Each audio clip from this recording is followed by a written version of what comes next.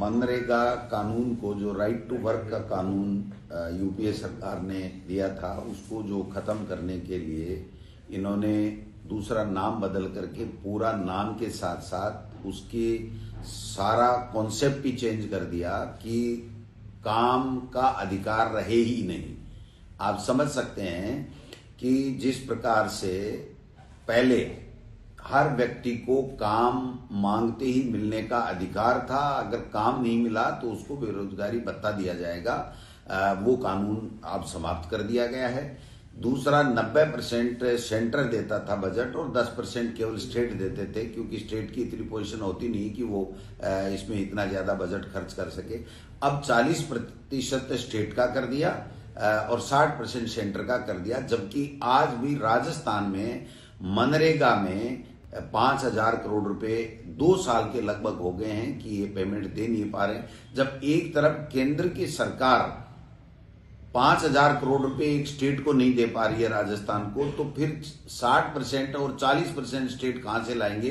1.25 लाख करोड़ रुपए का कर्जा राजस्थान के ऊपर है। जो पेंशन नहीं दे पा रहे हैं 3-3 महीने, जो भर्तियां नहीं कर पा रहे हैं, जो सड़कें नहीं बना पा रहे हैं, जो सड़कें टूटी हुई उसको ठीक नहीं कर रहे हैं, पानी की व्यवस्था नहीं कर पा रहे हैं, स्कूलों की जर्जर स्कूलों के भवन जो है वो गिर चुके हैं, पेड़ के नीचे बच्चे बैठ रहे हैं, वो काम नहीं कर पा रहे हैं, तो 40% पैसा ये कहां से दे देंगे? मेरे समझ से बाहर है।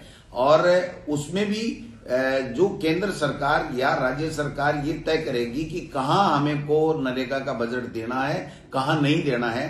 तो यानी इसको पूरी तरीके से पॉलिटिकली वो बना दिया गया है, राजनीतिक चश्मे से इसको फ्रेम किया गया है। तो मैं समझता हूं कि इसके विरोध में हमने पहले भी जिलों में और ब्लॉक में धरने प्रदर्शन और विरोध प्रदर्शन किया था। अभी अखिल भारतीय कांग्रेस कमेटी ने हमें आज कार्यक्रम जारी किया है। हमारे के सी वेणुगोपाल जी जो महामंत्री जो संगठन है, उन्होंने कार्यक्रम दिया है। उसके मुताबिक 8 तारीख को हम प्रदेश कांग्रेस कमेटी के तमाम सीनियर लीडर, एमएलए, प्रत्याशी, एमपी, संगठन के हमारे पदाधिकारी सबको बुला करके हम लोग इसकी बड़ी बैठक करेंगे।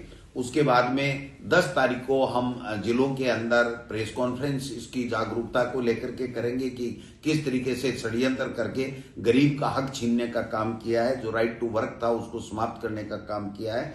उसके बाद में 11 तारीख को हम अंबेडकर जी की मूर्ति या गांधी जी की मूर्ति के सामने एक दिन का उपवास का कार्यक्रम रखेंगे। 12 से 29 जनवरी को हम लोग सभी ग्राम पंचायतों में चौपाल के माध्यम से जानकारी देंगे कि किस तरीके से इन्होंने जो है वो कानून खत्म किया है राइट टू वर्क का। और फिर 30 जनवरी को हम लोग वार्डों में जाकर के और ब्लॉकों में और वहां पर कार्यक्रम करेंगे।